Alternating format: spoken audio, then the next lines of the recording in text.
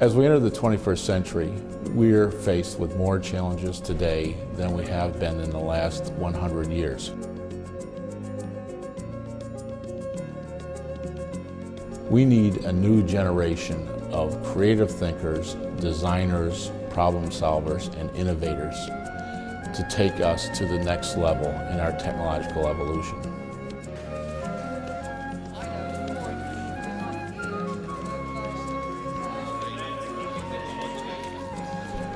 Welcome to our program on Engineers of the Future. In the next few minutes, we're going to take a look at how design, innovation, and creativity can drive student learning about principles of technology, mathematics, and science education.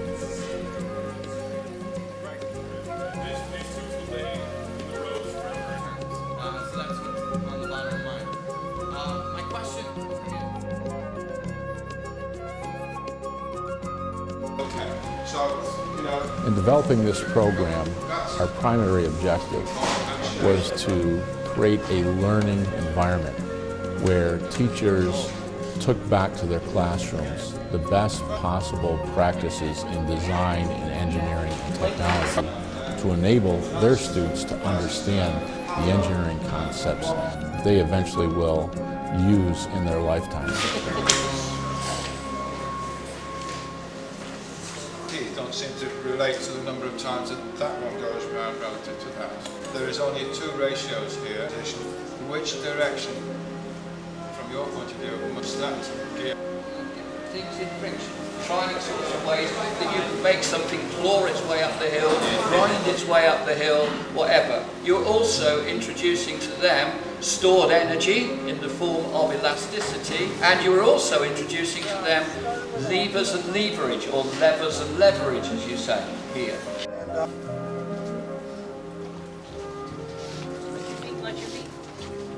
So when you push up here, it pushes down there, completes the electrical circuit, and then the light comes on. Water running underneath it. Then we thought for aesthetics,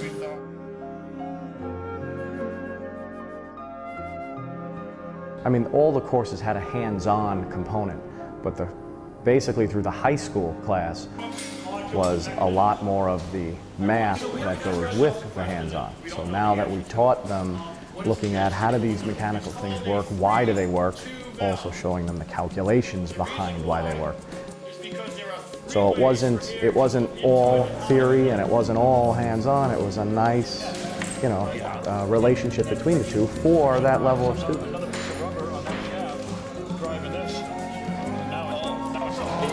We have a theoretical force here at 50 psi working against a surface area of 310.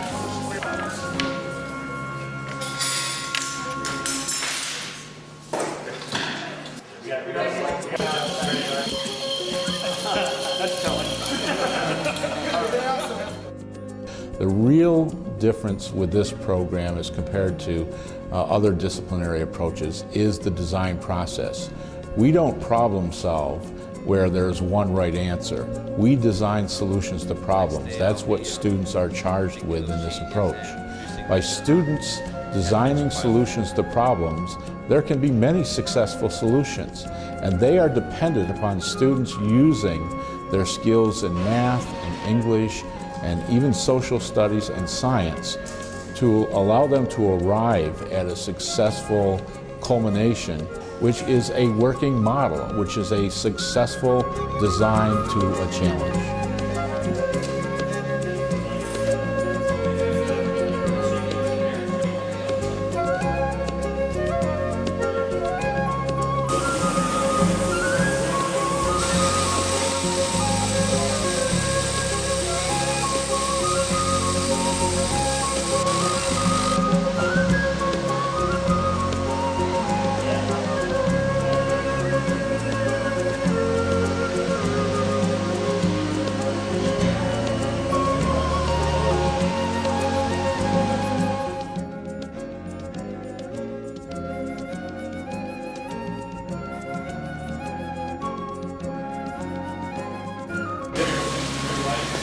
John Wells out of Virginia Tech, and we're running the biotechnology literacy part of the Engineering of the Future project.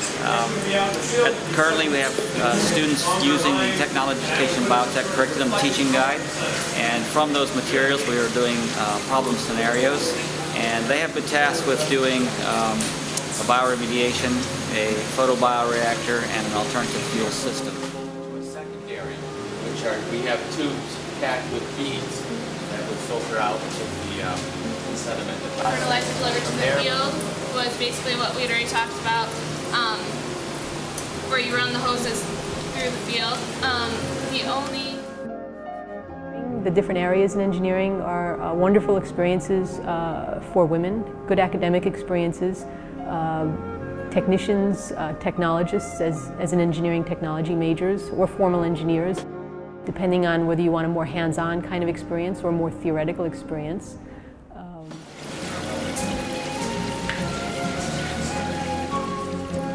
So after we see the yeast turn to a darker color, that's when we will need to change it for our purposes.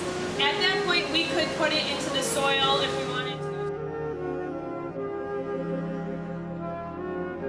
Okay, my name is Ralph Criello. I'm from Merriam-Waumbos, the Hartley Center, and I am working on the logical controller board for a robot. And the robot's going to be used in a competition this afternoon, and the object is to have the robot follow a track that sense light, and we're using digital technology as well as pneumatics and mechanical technology.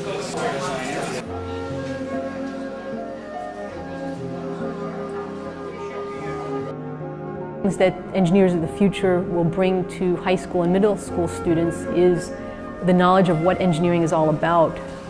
Using some of the techniques, they give students the experience of making an engineering type of decision at a level that doesn't involve needing to know about the specific components. And so students can make those decisions, see the results.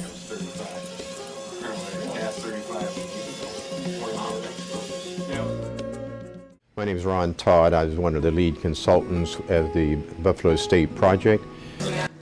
We worked together with colleagues in the UK and the US to bring the Engineering of the Future program to Buffalo State and to across New York State. What we saw was an impressive display of professional development.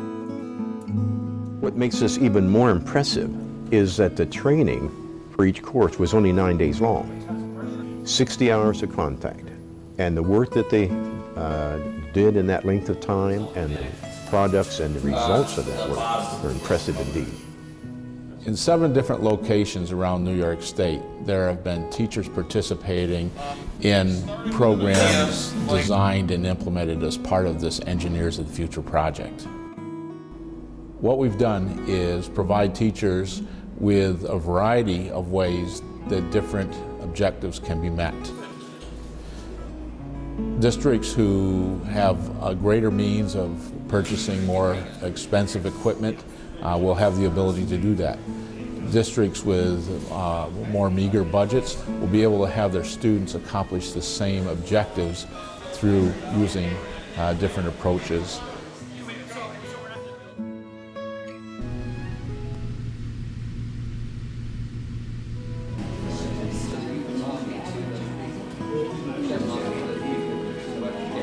We've finished our first semester, and our evaluation and research results are encouraging indeed. One of the things we have found is that 90% of the teachers who participated in the program this past summer are now using activities, introducing skills and content represented in the Engineering of the Future project. 95% of them have indicated they are in fact using these concepts in the planning of new activities, new courses, new programs at their school. And 100% indicated that the Engineering of the Future project activities did represent good, sound engineering experiences that were building career awareness for their students.